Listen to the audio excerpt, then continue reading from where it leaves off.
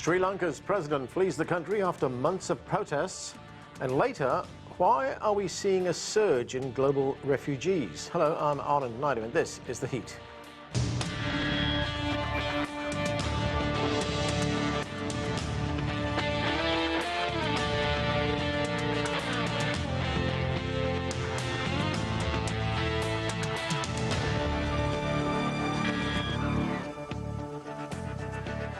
The United Nations says more than 100 million people have been displaced around the world. What's driving it and what's the impact? We'll try to find some answers in just a few minutes. But first, to another major story that's in Sri Lanka. A state of emergency has been declared there after President Gotabaya Rajapaksa fled the country in a military plane. We begin with this report from CGTN's Ravinder Bawa. It all started on Wednesday morning when the protesters took to the streets of Colombo.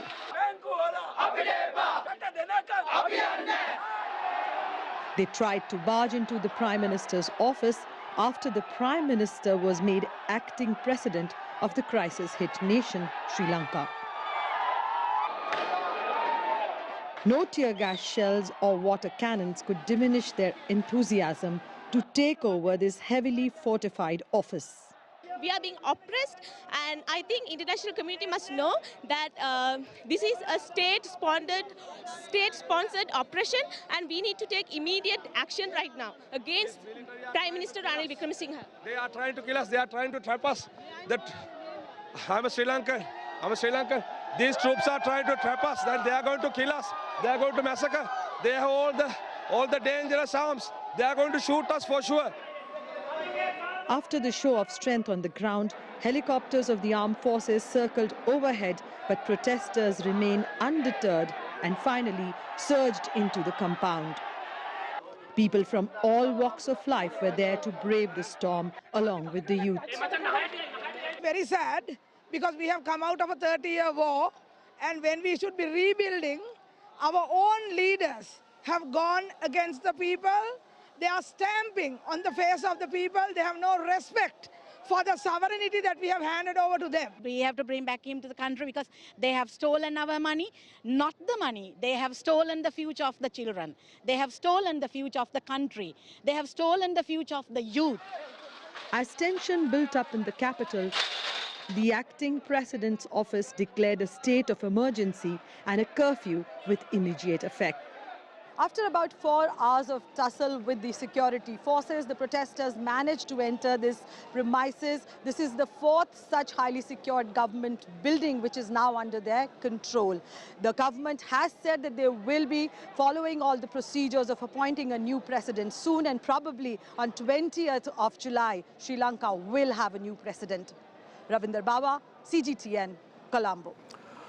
Now, as the protests continue, how is Sri Lanka dealing with the crisis? I spoke with international law academic Tamil Ananthavinayagan and analyst Bhavani Fonseca. Let's watch. Bhavani, you are in Colombo. There is still unrest on the streets of Colombo. The president has fled the country. The prime minister has taken over. In fact, he has ordered the military to do whatever is necessary to restore order. What can you tell us about the situation right now? The situation is actually very volatile on the ground. Just now, the government has announced that there's going to be overnight curfew till tomorrow morning. And that seems to be a direct result of the several protests that's been happening in the country today. They had a protest outside the Prime Minister's office and breached the office earlier today. They had a protest outside of Parliament, and there was a worry that they might enter Parliament. And this is, building up from the months-long protests Sri Lanka has had. But those protests have been largely peaceful. What we saw today was there was some violence. There was tear gas used by the authorities against the protesters. But there's also fear that there might be disruption in terms of parliamentary affairs as well. So the acting president, Ranil Wickremesinghe, has imposed curfew. It might be one of his first acts as an acting president. But Sri Lanka is in great turmoil. I mean, we have a president fleeing, an acting president who is also the prime minister. There is now date set to elect a president by parliament next week. And there is a deepening economic crisis, and things are looking very, very dire on the ground. Tamil, as we just heard, Sri Lanka is facing a deepening economic crisis. There is a shortage of fuel in the country. There's a shortage of food in the country. The country has a debt load of something like $51 billion, but only has $250 million in foreign currency reserves. How did Sri Lanka get to this point? Well, it was an act that was in the making. It was building up over the last years, if not even decades. The problem is, surely there have been world economic issues at stake. Obviously, the Ukrainian war plays a role, the declining demand for tea, rubber, etc. But then there are also household issues, household-made mistakes. Namely, number one, the issue is that the tax breaks that were fatal to the economy in Sri Lanka, moreover, the import on fertilizers, which have had massive impact on the outcome of crop in the country. And obviously also the ever-increasing loans that were taken from regional powers, but also in particular international financial organizations like the IMF. So all this together brought us to this current situation in Sri Lanka of an economic turmoil, where a third world elite, and Sri Lanka is emblematic for such a case, has state captured the governance and enriched themselves, whereas people at the very bottom were impoverished.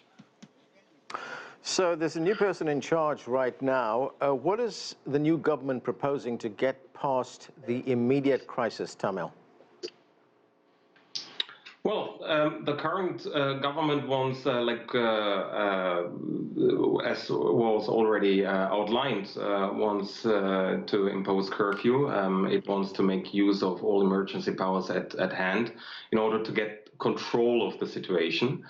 That's for the sake of the internal situation in Sri Lanka. They want also to resort to the army to impose rule and order. However, if it comes to this more international outlook, so far the negotiations between the IMF and Sri Lanka have been not successful. We've heard from the government led by the now acting president Ranil Wickremesinghe that the negotiations were at the moment not successful. But it will look out for an IMF bailout, facing eventually, like the usual IMF strategy, through structural adjustment programs, which I see highly worrying for the people, because the history of IMF interventions in the third world have only predicated a larger economic downturn in the short term and impacted the people. Bhavani, what is day-to-day life like for ordinary Sri Lankans? I mean, we were talking about food shortages a moment ago. Farmers have been forced to use locally sourced fertilizer, for instance. That's led to crop failures. What is the situation like for people there? Things are extremely dire in Sri Lanka. I mean, we've not faced this kind of crisis in a long time. I mean, in a way, despite the war years, I don't think this kind of political instability and economic crisis and now a looming humanitarian crisis has been seen in this scale. So we're seeing essential items being unavailable, long queues to get fuel. I mean, the long queues to get fuel kind of sometimes span 3-4 days where people have to stay in line just to get some petrol or diesel. There are continuing power cuts. Poverty is at a new low, and we are going into a time where there's likely to be starvation because people are unable to get meals. I mean, there are already reports that some families are only resorting to 1 to 2 meals a day. So really quite dire in many respects. And it doesn't seem like it's going to get any better. Things look really in a context where things are going to be deteriorating in the future. You say there's fuel shortages. What about things like essential services, like medical services, or even moving people around, transport services? I mean, everything has come to a standstill, basically. Without fuel, you really bring everything to a standstill. So recently, the ambulance services informed that they may not be able to have services in particular areas because they don't have fuel. Public transport has come to a standstill. Only a few buses are available. You see many people walking. I mean, the protests now on Saturday, when I went to the protests, many people walk to the protest site, sometimes walked for hours because there are no vehicles on the road. So that is the new reality, is that it's a near lockdown in parts of Sri Lanka, and only those who are lucky to have fuel can use vehicles now. Right. Now, the country has appealed to Russia and to Qatar for discounted fuel. Has there been any response to that? So the government has reached out to many. I mean, Russia is one of them, Qatar. There's been several ministers visiting countries, not just fuel, but I think every sort of assistance. We are now going with a begging bowl because we are in such a dire situation. Yeah. Tamil, there are elections set for July 20th. That's about a week away. The opposition leader, Sajit Premadasa, says he intends running in those elections. What do you expect to come out of those elections? I mean, who are the key players we should be looking for here? Well, obviously there are going to be many key players, and as I mentioned earlier already, the third world elites are probably going to dominate the narrative very much in Sri Lanka in the next weeks and months, as usual. Sajit Premadasa is certainly one of them. He comes from a distinguished political family. It will be definitely perhaps Sirisena and Kumaratunga. But I would certainly not rule out the TNA and the Muslim parties from the conversation. I think they will be kingmakers at the end of the day in order to formulate some kind of a policy, but also form a government which is building across racial lines. However, my personal preference perhaps would be to look at an Italian solution. And what do I mean with an Italian solution? To certainly look for a technocratic government. Italy has not seen many durable governments since post-Second World War. And probably Sri Lanka needs some kind of a technocratic government like it currently has in Italy, where some people of great expertise in their fields are going to lead the negotiations with the IMF, but also stabilize the country in general. Okay, that's where we have to leave it. We'll be following this very closely. Tamil, Bhavani, thanks to both of you for joining us. That was Tamil and Bhavani talking to me earlier about the situation in Sri Lanka. Now to our next story, the global refugee crisis. According to the United Nations, more than 100 million people have been forced to leave their homes due to conflict, food insecurity and the climate crisis. In the last few weeks, dozens of migrants have died, including 51 found in a locked van in the United States and 23 killed crossing the Moroccan-Spanish border. In addition, refugees from parts of Africa, the Middle East and South America have also faced discrimination while seeking asylum. To continue our discussion, let's bring in our panel. Joining us from Washington, D.C., Kathleen Newland is a senior fellow and co-founder of the Migration Policy Institute. Also in Washington is Rafael Bernal. He is a staff writer at The Hill. And from Kalamazoo, Michigan, Bonfils Owinga is an assistant professor of political science at Clark Atlanta University. Welcome to all of you. Bonfils Owinga, let me start with you. As we've been reporting, 100 million people have been displaced around the world, the majority of them coming from Africa. And we know that people risk their lives to find a better way of living in mainly Europe. We hear of these tragic stories, as we just reported as well. 51 people found dead in a truck in the U.S. state of Texas. And of course, there are many, many people who've lost their lives trying to cross the Mediterranean. We also had that incident in North Africa, where people tried to cross into the Spanish enclave of Melilla, and 23 people died. What is driving so many people to seek a better life at this time? Thank you. I think there are many factors that are driving this kind of movement of people, both push and pull factors. Generally, mostly in African countries, is political instability, but also economic crisis that are exacerbated by neoliberal policies and economic mismanagement. And so I think those kind of push factors, especially political instability and fragile economies in Africa, driving people to seek for opportunities, mostly in Europe and other countries. Kathleen, what is your view on this wave of migration that we are seeing? You know, as I said, there are people trying to get into Europe. They're trying to cross the Mediterranean. And of course, we also see people trying to get into Europe on the eastern side through Poland, etc. What do we know about these refugees heading to Europe? Well, first of all, Anand, I think it's important to make a distinction between those who are refugees and other migrants, because governments have obligations toward refugees, whereas admitting migrants is a matter of national discretion, national sovereignty. And the 100 million figure that the United Nations is using refers to those who are forcibly displaced by war, by persecution, and so on. There are many, many more who are displaced by the factors your previous guest mentioned, poverty, political turmoil, criminal violence, and political disruption.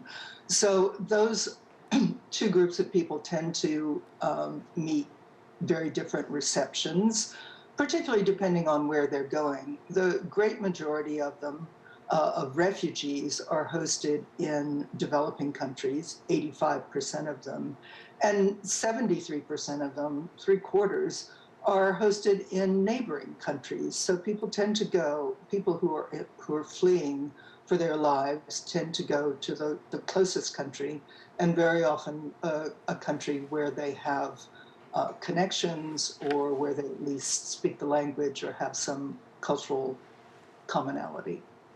So, Kathleen, as you say, governments around the world are legally obliged to help genuine refugees, but why are we seeing the doors closed to so many of these refugees trying to get into Europe? I mean, we've got a case in Poland, for instance, where that country has actually constructed a steel wall along the border with Belarus to prevent refugees coming in.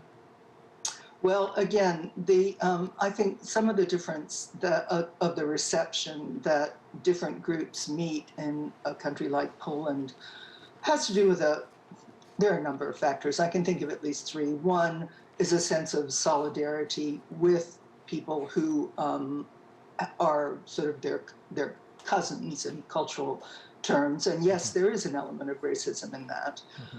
There's also a sense of common threat. The Eastern European countries also feel threatened by Russia after the Ukrainian invasion. And I think there's also a question of the status of people who are coming from refugee. No one has any doubt at all that they are refugees, whereas many of those trying to cross into Belarus, trying to cross the Mediterranean, certainly many of them would qualify as refugees, but not all of them. And there is a determination on the part of European countries and countries everywhere to maintain sovereign control over who can come and stay in their countries. Rafael Bernal, we're also seeing an influx of migrants trying to get into the United States from Latin America. The administration was recently given the go-ahead to end what was known as the Remain in Mexico policy, but that has not been acted upon yet. That policy previously forced migrants or refugees to remain in Mexico while their asylum applications were being heard. Recently, the Mexican president was here in the United States. He held talks with President Biden. He wants the United States to issue more visas for workers from Latin America, from Mexico, who want to come and work in the United States. He also said that Mexico is prepared to allocate something like $1.5 billion for what's called smart border technology. What is the current state of U.S. migration policy? Well, U.S. migration policy has been sort of in a constant flux, really over the past century, but more markedly between the Obama, Trump, and Biden administrations. The mentality of what an immigration policy should have been changed so drastically that the institutions were not able to keep up. And basically, the Trump administration tried to do everything to block asylum seekers from coming to the United States because asylum is what they derisively call a loophole that allows a lot of non-previously approved immigrants to come into the country and frankly just live and work here. The Biden administration is trying to take back immigration policy to what it was under, more or less what it was under the Obama administration. And it's just, what it's showing is that A, the institutions are not very good at responding to that sort of whiplash. B, that legislation is not, it's not keeping with the times. And C, that there are no prospects for changing legislation on immigration anytime soon. And the bigger problem really is there's just a broad disagreement on whether we want more migrants to come or not. One side wants them. A majority of Americans apparently approve of that idea. Yeah. A minority do not. But we are in a very post-truth environment when it comes to the facts of regional migration and global migration. Right. Rafael, and what would be the practical effect of the termination of this Remain in Mexico policy? Well, for all intents and purposes, Remain in Mexico is pretty much over. The Supreme Court allowed the Biden administration to end it with some caveats. The practical effect is specifically for the, I believe it's 7,000 people who were still in the program, Central American nationals who were remaining in Mexico. They probably will get to process their asylum requests while in the United States in a normal manner. And frankly, the change is not going to be that big because it was never that big of a program. It was big in the sense that it created a lot of human suffering in migrant camps that popped up along the border. But it's not big in terms of overall numbers. And it doesn't change the substance of U.S. immigration policy because really the only thing that can do that is legislative action. Boniface Owinga, I want to get back to something that Catherine was talking about a moment ago, and that is how European governments treat different groups of refugees differently based upon their race or their ethnic background or the language that they speak. I mean, we've seen Europe throw open its doors to Ukrainian refugees, offering, in some instances, residence visas for up to a year. Those visas can be renewed for up to 3 years. And in some instances, according to Foreign Policy magazine, we've seen cases where Afghan refugees in Germany have been, quote unquote, displaced to make way for Ukrainian refugees. Are the Europeans adopting a racist refugee policy here? I think in most cases, one observes this kind of racial overtones when it comes to immigration, especially for Black and brown people. And you've seen how immigrants from Africa have been treated in southern Spain. You just mentioned the Melilla death that just occurred recently and how they were treated even by the Moroccan government.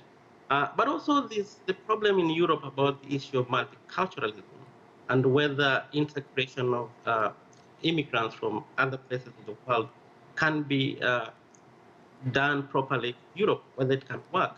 And so the discussion of whether immigrants can be integrated in this society has become an issue. And just recently you saw this deal between the UK and Rwanda, where illegal immigrants would be basically externalization of refugees of illegal immigrants to Rwanda.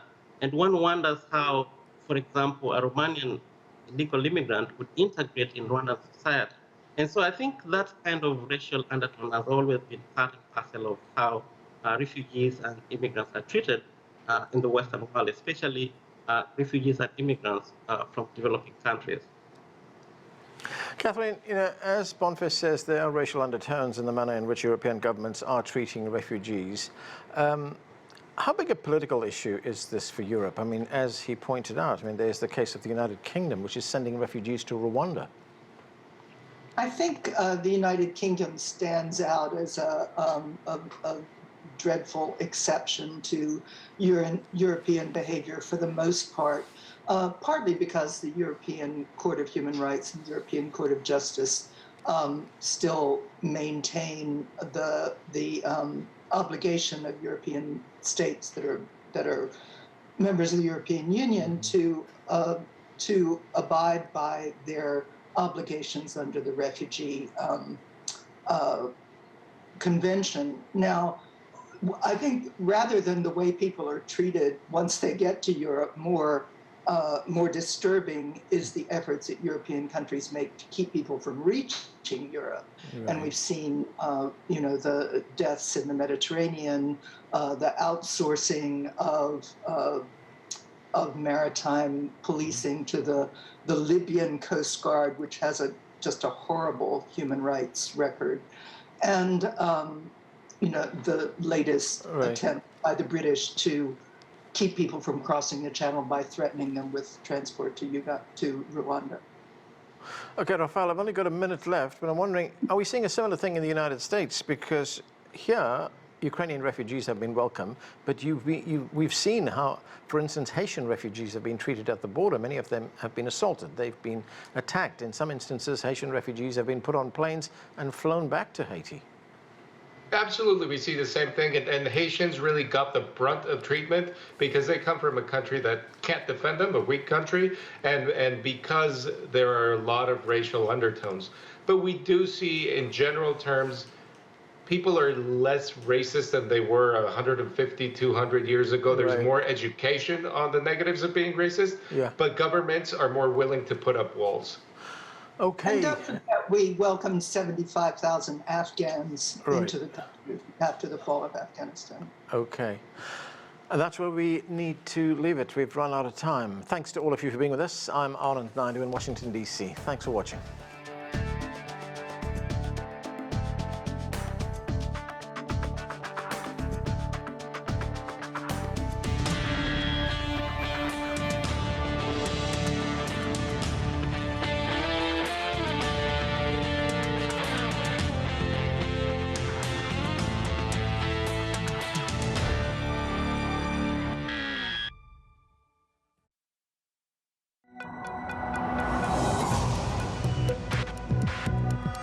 Each day, there are millions of stories.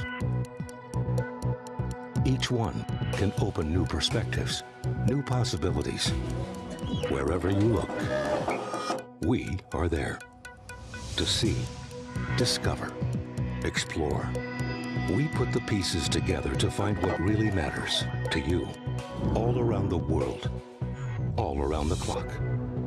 Our reporters are at home across the globe. From our headquarters in Beijing and production centers in Washington, Nairobi, and London, China Global Television Network. Stories from across the globe, reaching people across the globe. CGTN. See the difference.